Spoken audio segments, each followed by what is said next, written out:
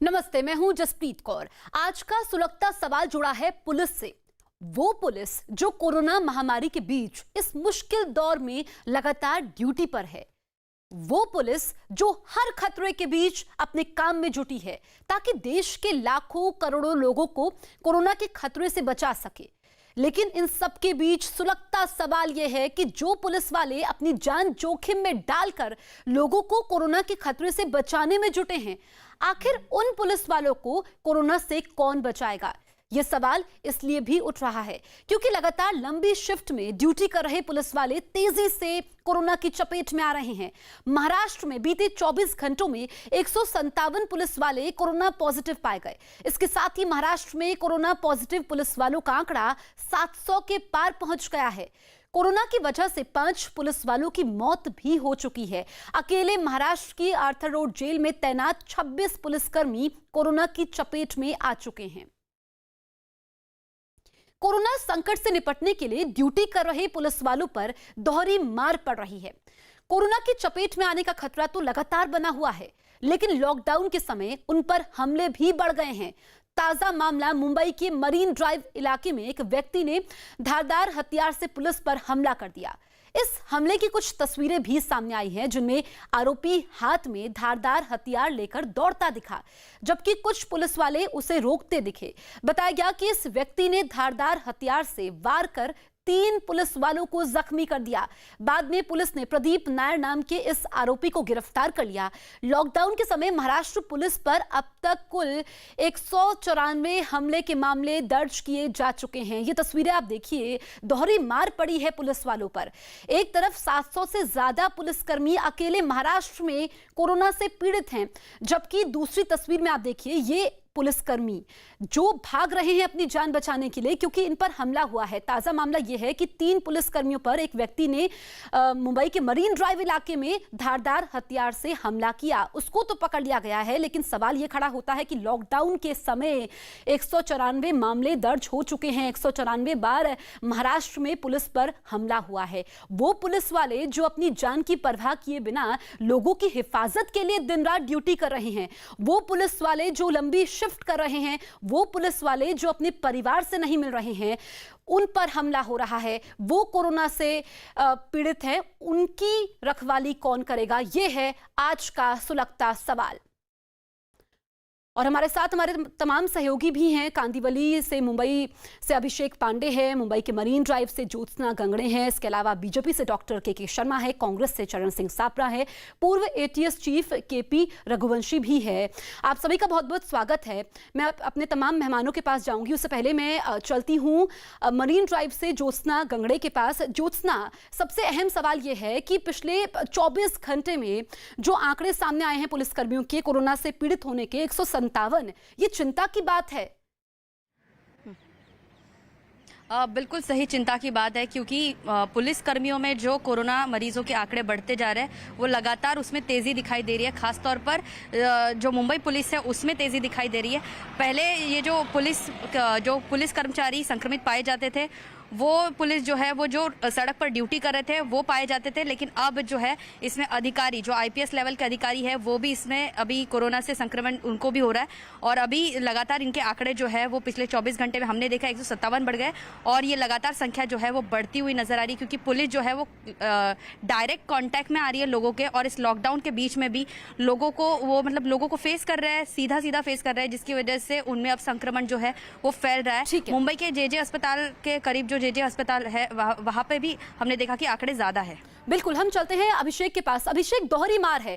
एक तरफ कोरोना पीड़ित हो रहे हैं पुलिस वाले, अकेले महाराष्ट्र में 700 से ज्यादा मामले हैं, दूसरी तरफ उन पर हमले हो रहे हैं।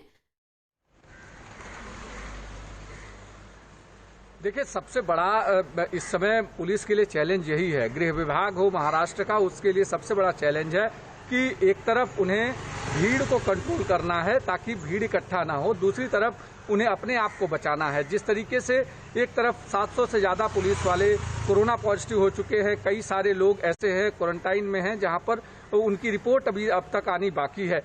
वहीं दूसरी तरफ उन लोगों की पूरी कोशिश है कि लोग सड़कों पर ना उतरें, लोग सुरक्षित रहे, सेफ रहे, इसके लिए। लेकिन जिस तरीके से उनके ऊपर हमले हो रहे हैं, औरंगाबाद में हमने देखा, थाने में हमने देखा, और जिस तरीके से अभी ताजा तस्वीर जो मरीन ड्राइव से आ रही है उसमें जिस तरीके के हमले सामने आ रहे हैं, क्योंकि लोगों का जो फ्रस्ट्रेशन है, लोग सड़कों पर नहीं घूम पा रहे हैं क्योंकि पुलिस अपनी जान जोखिम में डालकर लोगों को बचाने की कोशिश कर रही है। लोगों को ये चीज समझ में नहीं आ रही है। ये बिल्कुल समझ में नहीं आ रही है और यही है आज का सुलगता सवाल। हम के शर्मा के पास चलते हैं। के शर्मा जी, पुलिस वाले जो हमारी हिफाजत के लिए हैं, हमारा हाथ उठना चाहिए तो उनके सम्मान के लिए, लेकिन तलवार से उन पर हमला हो रहा है। ऐसी स्थिति है, कौन करेगा पुलिस वालों की हिफाजत? ये जो आपने जो जानकारी दी है और जो महाराष्ट्र की इस समय स्थिति, चाहे कोरोना संक्रमित मरीजों को लेकर हो, चाहे वहाँ के पुलिस कर्मियों की हो या स्वास्थ्य कर्मियों की, हर क्षेत्र में जो जिस ढंग से संक्रमण दिखाई दे रहा है और जितनी शिथिलता वहाँ की राज्य सरकार की देखने को मिल रही है, ये बहुत ही चिंताजनक, बहुत ही दुर्भाग्यपूर्ण है, मैं इसको कहता हूँ। और इसका मैं एक छोटा सा एक उदाहरण आपको मात्र देता हूँ। बाकी आपने तमाम आंकड़े और सब कुछ सुनाए हैं, लेकिन एक वीडियो फुटेज जो पूरे देश में चला और सबने देखा है उसको, और वो घटना थी पालघर। पालघर की घटना के समय आपने देखा होगा। बिल्कुल, के शर्मा जी, हम पालघर की अभी बात नहीं कर रहे हैं, ठीक है, आप उससे जोड़ के देख रहे हैं, लेकिन जो आपने सवाल उठाया, मेरी बात सुनिए, मैं आऊंगी के शर्मा जी आपके पास। चरण सिंह सापरा से हम इसका रिएक्शन ले लेते हैं। आपने जो सवाल उठाया है वाजिब सवाल है, मैं आपको समय दूंगी। चरण सिंह सापरा, इस वक्त महाराष्ट्र में आप सरकार में हैं, अहम भूमिका है आपकी, उसके बावजूद महाराष्ट्र में पुलिस वालों पर हमले हो रहे हैं, वो कोरोना पॉजिटिव पाए जा रहे हैं, ये कैसे निपटेंगे इन सबसे? देखिए, मुंबई की पुलिस और महाराष्ट्र की पुलिस, इसके बहादुरी के प्रमाण देने की जरूरत नहीं है। यही पुलिस पहले अंडरवर्ल्ड से लड़ती थी, इसी पुलिस ने 26/11 के आतंकियों से लड़ा है, और यही पुलिस अभी कोरोना के आतंक से भी लड़ रही है, और हम इस कोरोना के आतंक के खिलाफ जीत करके रहेंगे, ये मैं निश्चित रूप से कहता हूँ। लेकिन सर कैसे जीतेंगे ये बताइए सर। मैं उसी पे पिछले 24 घंटे में 157 मामले।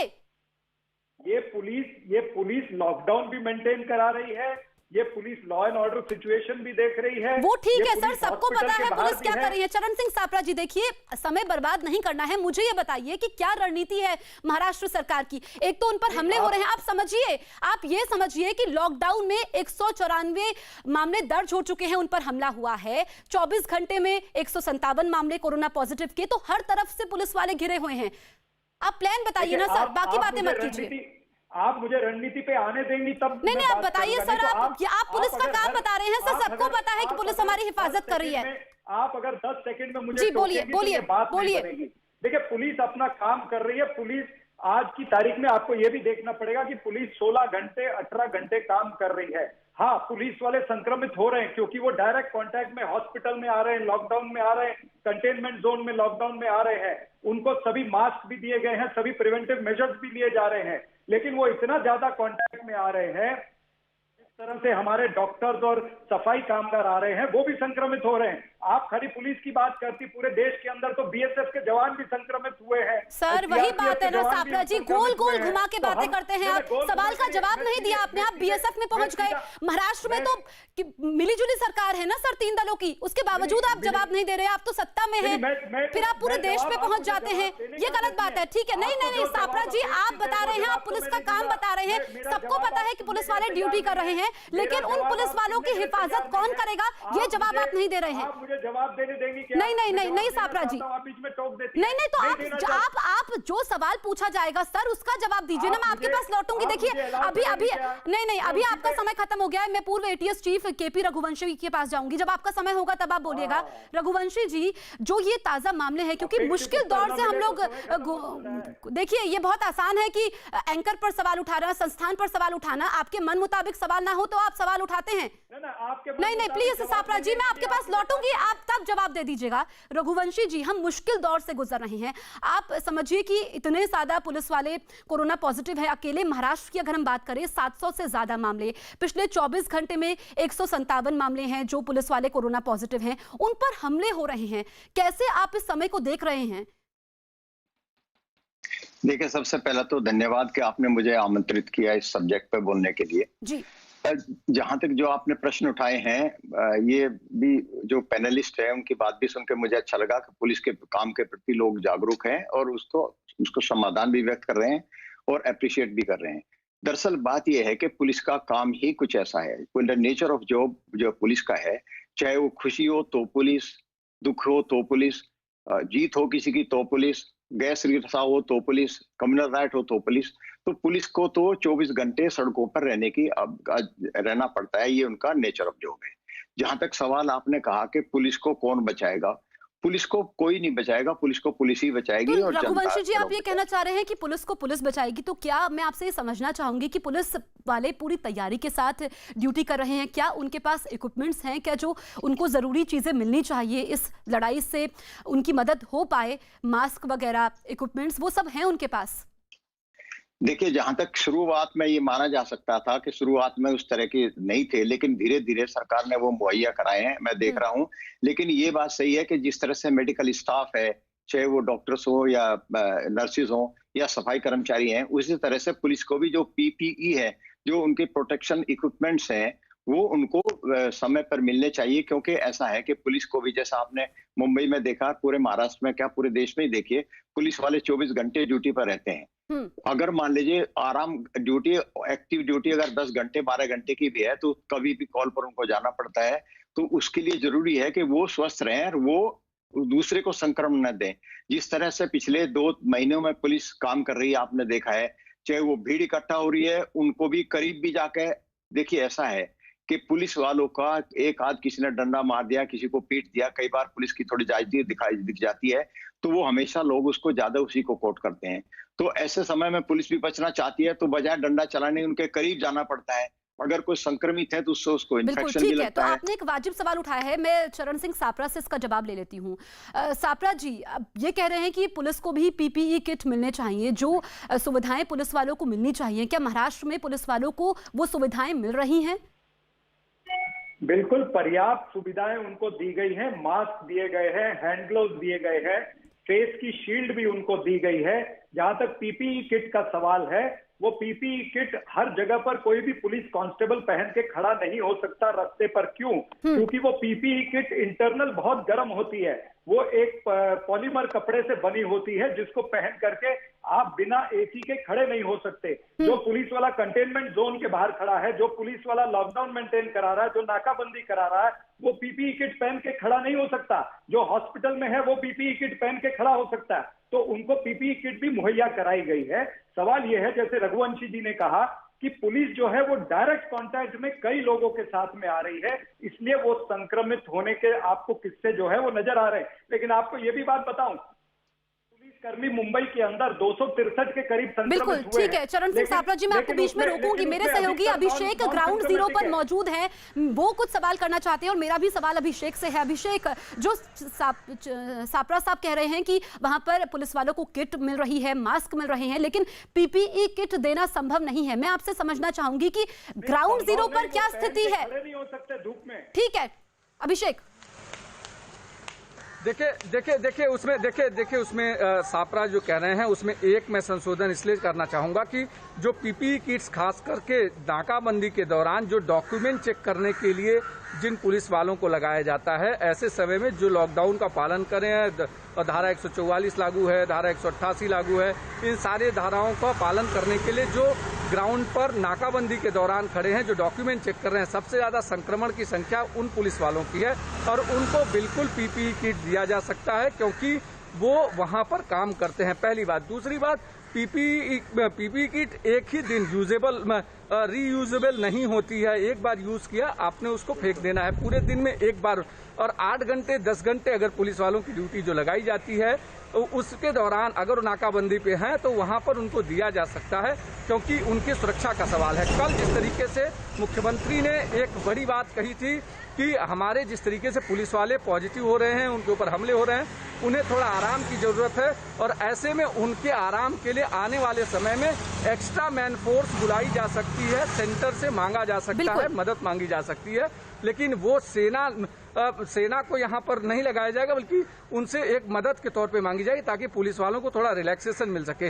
यानी पुलिस वाले अभी भी खतरे में हैं। बिल्कुल अभिषेक, वाजिब सवाल उठाते हुए कि पीपीई किट मिल सकती है वो पुलिस वाले जो डायरेक्ट कांटेक्ट में हैं, जो नियमों का पालन करवा रहे हैं। मेरा सवाल डॉक्टर के शर्मा से है। के शर्मा जी, क्योंकि केंद्र और राज्य सरकारों में तालमेल बेहद जरूरी है। महाराष्ट्र सरकार की जो कोशिशें हैं, या फिर ये कहें कि कई जगह पर ये कोशिशें रंग लाती हुई नजर नहीं आ रही हैं पुलिस वालों के नजरिए से अगर हम देखें, केंद्र सरकार की क्या भूमिका इसमें आपको नजर आ रही है और केंद्र सरकार की तरफ से क्या कदम उठाए जा रहे हैं, ये आप स्पष्ट करिए। केंद्र सरकार की देखिए, पुलिस जो है राज्य की व्यवस्था, वो ठीक है, पहले समझिए। एक मिनट मेरी बात पूरी होने दीजिएगा, फिर बीच में बोलिएगा प्लीज, मैं आपसे अनुरोध कर रहा हूँ। दूसरा, अभी सापरा साहब कह रहे थे कि 16 घंटे 18 घंटे काम रहे, तो अन्य राज्यों में भी पुलिस जो है इसी तरह से काम कर रही है। और आपसे भी महाराष्ट्र से बड़े राज्य है, उत्तर प्रदेश बड़ा राज्य है, वहां ऐसी समस्या क्यों नहीं? इसलिए मैंने पहले ही कहा कि राज्य सरकार की जो शिथिलता है वो एक जगह देखने को नहीं मिल रही है। सबसे ज्यादा कोरोना के संक्रमित जो है आंकड़े आपको मिलेंगे वो महाराष्ट्र में। सबसे ज्यादा मौत हो रही है महाराष्ट्र के अंदर। पूरे राज्य में सबसे ज्यादा यदि जिले कहीं प्रभावित है तो महाराष्ट्र के अंदर। सबसे ज्यादा यदि स्वास्थ्य कर्मी वहां संक्रमित है तो महाराष्ट्र के अंदर। सबसे ज्यादा पुलिस पर हमले हुए हैं तो महाराष्ट्र के अंदर। और जो पालघर कहते ही आप बिल्कुल बिदक गई मेरे से बात से। मैं क्या कहना चाह रहा हूँ पालघर में, सुनिए। पालघर की जो वीडियो थी वो स्पष्ट दिखला रही थी कि पुलिस वाले और आम पब्लिक थाने के सामने 400 पुलिस आदमी खड़े हैं देर रात को, और वो घात लगा के बैठे हैं और पुलिस उनके बीच खड़ी है। चलिए के शर्मा जी, वहां पर पुलिस का रोल अलग था, इसीलिए मैंने आपको शुरू में भी टोका था। लेकिन इसका जो आपने सवाल उठाए हैं चरण सिंह सापरा से, इसका जवाब ले लेते हैं। चरण सिंह सापरा, पुलिस की नहीं है वहाँ। देखिए पहली बात तो ये मैं कह रहा हूँ, सुरक्षा दी गई है कि भारतीय जनता पार्टी के प्रवक्ता को ये समझना चाहिए कि आरोपों से कोरोना नहीं हारेगा, सहयोग करने से कोरोना हारेगा। और केंद्र सरकार की बहुत बड़ी भूमिका है। जिस तरह से अभी आपने कहा कि पीपीई किट पुलिस वालों को दिलानी चाहिए, तो ये पीपीई किट हो, वेंटिलेटर हो या फिर मास्क हो, ये तमाम सारी जो सुविधाएं हैं ये केंद्र सरकार ने राज्य सरकार को देनी थी। सेंट्रलाइज किया था नरेंद्र मोदी जी ने। अब वो टेस्ट किट वगैरह फेल हो गई तो नरेंद्र मोदी जी ने कहा कि इसको डिसेंट्रलाइज कर देते हैं। तो अब राज्य की सरकारें ले रही हैं, खरीद रही हैं। दूसरी के शर्मा जी, मैं आपके पास आऊंगी।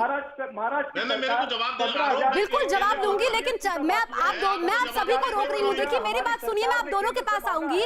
यहाँ पर स्थिति ये है कि राज्य सरकार कह रही है कि केंद्र सरकार मदद नहीं कर रही है, केंद्र सरकार कह रही है कि हम तो मदद कर रहे हैं लेकिन वो राजनीति कर रहे हैं। सर, ऐसे में तो आम जनता का भला नहीं हो रहा है ना सर। आम जनता पिस रही है, पुलिस वाले पिस रहे हैं, मजदूर पिस रहे हैं, तो ये स्थिति तो हर किसी के साथ है। इससे आगे उठकर इस महामारी से हर किसी को राजनीति से अलग देखना होगा। के शर्मा जी, जवाब दीजिए। देखिए, इसमें राजनीति का विषय नहीं है, लेकिन यदि आप जो है वहां पर जानबूझ के आपकी एक तो दलों की सरकार है जिसके अंदर कोई समन्वय नहीं। गृह मंत्री क्या बोल रहे हैं, मुख्यमंत्री क्या बोल रहे हैं, अदर स्वास्थ्य मंत्री क्या बोल रहे हैं, इसका कोई समन्वय नहीं। अभी आप पीपीई की बात कर रहे हैं। अब एक मिनट साबरा साहब चुप रहिएगा। आप वो है, आप पुराने प्रवक्ता रहे हैं, आपको दिल्ली में बैठ के महाराष्ट्र का ज्यादा पता है। अभी राज्य आपदा प्रबंधन फंड के अंतर्गत केवल पुलिस और दमकल कर्मी और स्वास्थ्य कर्मियों के लिए आपदा प्रबंधन के अंदर 11,000 करोड़ रुपए राज्यों को दिए गए, जिसमें सर्वाधिक पैसा महाराष्ट्र सरकार को दिया गया है। 1,611 करोड़ रुपए केवल पीपीई में कितनी मौतें हो रही हैं, कितने लोग और दमकल कर्मी, पुलिस कर्मी और इनके लिए के बारे में नहीं बोल रहे हैं। 4 अप्रैल को दिया।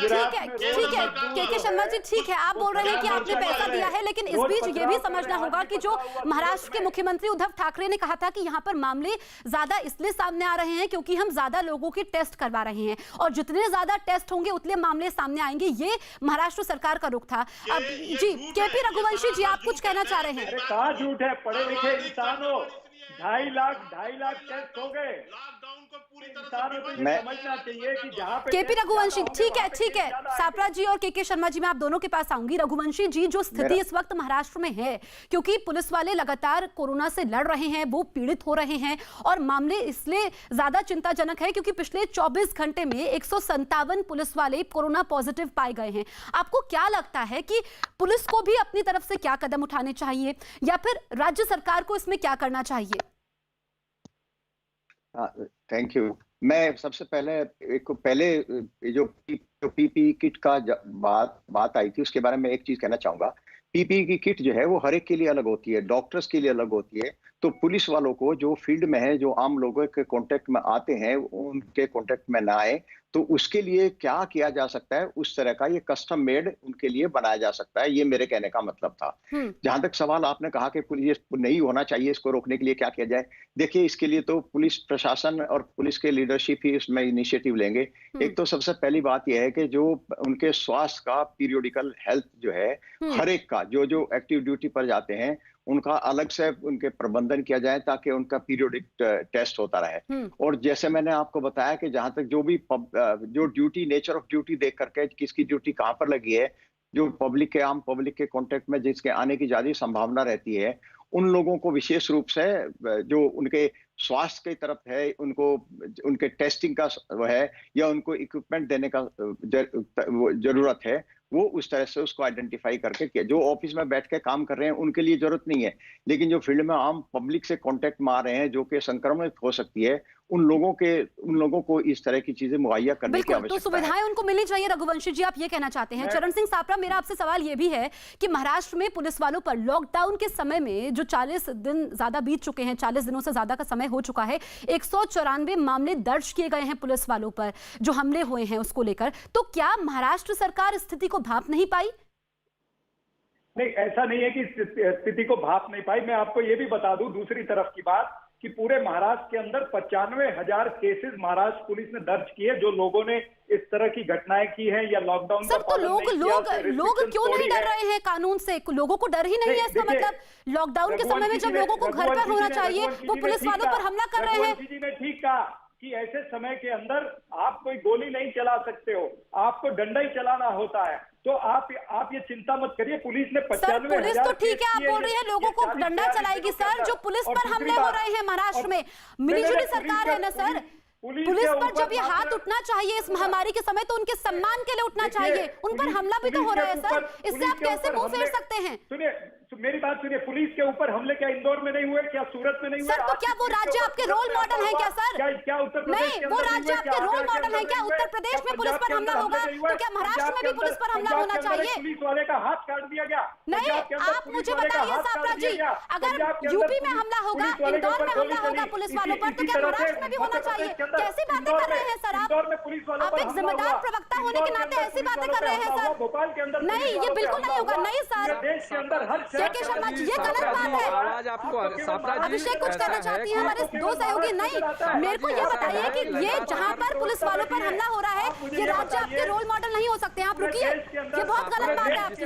अभिषेक के अंदर हर शहर के अंदर पुलिस पर हमले हो रहे हैं। सापरा जी जिस तरीके से सुनिए, अगर देखिए उसमें सबसे बड़ी दिक्कत यह है, ग्राउंड पर कई बार पुलिस जब सापरा जी ग्राउंड पर जिस तरीके से भीड़ को कंट्रोल करने के लिए पुलिस का लगातार जिस तरीके से पुलिस के ऊपर दबाव है, भीड़ को कंट्रोल करने के लिए पुलिस का बंदोबस्त बिल्कुल तगड़ा है, लेकिन उनकी संख्या बल में कम होते हैं पुलिस वाले, पहली बात।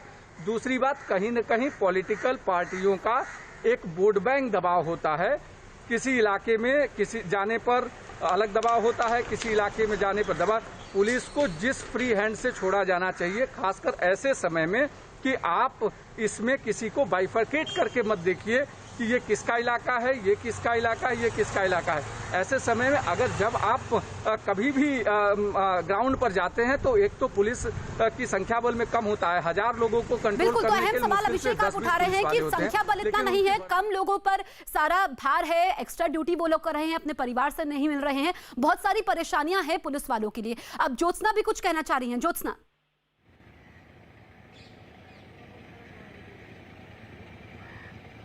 ज्योत्सना आपको सवाल उठा रही थी। ज्योत्सना तक आवाज नहीं पहुंच रही है।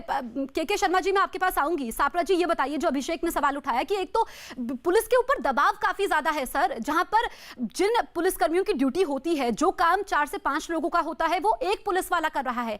अगर ये स्थिति महाराष्ट्र में है, उसके बाद इतनी संख्या में महाराष्ट्र में पुलिस वाले कोरोना पीड़ित हो रहे हैं, उनकी संख्या बढ़ रही है, तो सर ये स्थिति चिंताजनक है। इसकी गंभीरता को समझिए आप। नहीं, बिल्कुल मैं समझ रहा हूँ, स्थिति गंभीर है, हम इस गंभीरता को समझते हैं, इसीलिए पुलिस फोर्स के साथ में पूरी सरकार खड़ी है।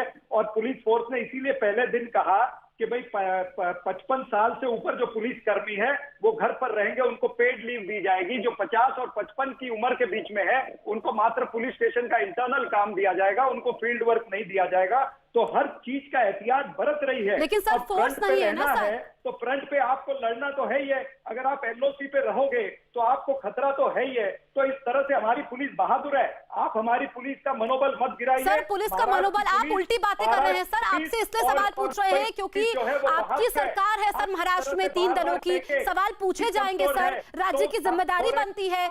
वो पुलिस वाले जो दिन रात ड्यूटी कर रहे हैं, आप सभी का हमसे बातचीत करने के लिए बहुत बहुत शुक्रिया। लेकिन सुलगता सवाल यही है कि जो पुलिस वाले दिन रात हमारी हिफाजत के लिए ड्यूटी कर रहे हैं, जब उन पर हमले होते हैं तो उनकी हिफाजत कौन करेगा? और इस बीच आगे बढ़ते हैं। केंद्रीय गृह मंत्री अमित शाह ने ट्वीट कर खंडन करते हुए कहा कि कुछ लोग मेरी बीमारी की अफवाह फैला रहे थे, लेकिन मैं पूरी तरह से स्वस्थ हूं, मुझे कोई बीमारी नहीं है। अमित शाह के मुताबिक कुछ लोग उनकी मौत के लिए भी दुआएं कर रहे हैं। वहीं अफवाह फैलाने के आरोप में गुजरात पुलिस ने 4 लोगों को हिरासत में लिया है। वहीं बीजेपी अध्यक्ष जेपी नड्डा ने कहा कि अफवाह फैलाने वालों को भगवान सद्बुद्धि दे।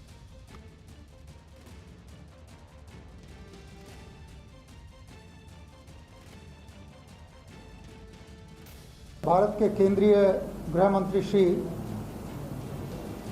का नाम का उपयोग करके उनके नाम से एक पोस्ट बनाई गई और उसको अलग अलग रूपों में डाला गया। इस पोस्ट को पब्लिश करने में, इसको आगे बढ़ाने में जिन लोगों की भूमिका सामने आई है, उनके नाम इस तरह से हैं। एक है फिरोज खान जाफर खान पठान, अहमदाबाद से। सरफराज अब्दुल मजीद मेमन, अहमदाबाद से। तीसरे हैं सज्जाद अली बच्चू भाई नयानी, भावनगर से। और सिराज हुसैन मोहम्मद अली विरानी, ये भी भावनगर से हैं। अब ये किस ऐप का यूज़ करके किस तरह से इन लोगों ने ये पोस्ट को आगे बढ़ाया, रीट्वीट किया है, किसकी क्या क्या भूमिका रही है, इसके बारे में जो अहमदाबाद शहर क्राइम ब्रांच में एक ऑफेंस रजिस्टर किया गया है, उसकी इन्वेस्टिगेशन के दरमियान ये सभी चीज़ें और तथ्य बाहर आएंगे। अपने ट्विटर अकाउंट पर गृह मंत्री अमित शाह ने एक चिट्ठी भी डाली है। उसमें उन्होंने लिखा कि पिछले कुछ दिनों से कुछ मित्रों ने सोशल मीडिया के माध्यम से मेरे स्वास्थ्य के बारे में कई मनगढ़ंत अफवाहें फैलाई हैं। यहाँ तक कि कई लोगों ने मेरी मृत्यु के लिए भी ट्वीट कर दुआ मांगी है। देश इस समय कोरोना जैसी वैश्विक महामारी से लड़ रहा है और देश के गृह मंत्री के नाते देर रात तक अपने कार्यों में व्यस्त रहने के कारण मैंने इन सब पर ध्यान नहीं दिया।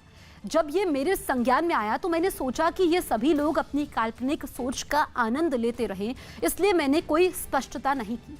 लाखों कार्यकर्ताओं और मेरे शुभचिंतकों ने विगत 2 दिनों से काफी चिंता व्यक्त की। उनकी चिंता को नजरअंदाज नहीं कर सकता, इसलिए मैं स्पष्ट करना चाहता हूं कि मैं पूर्ण रूप से स्वस्थ हूं और मुझे कोई बीमारी नहीं है।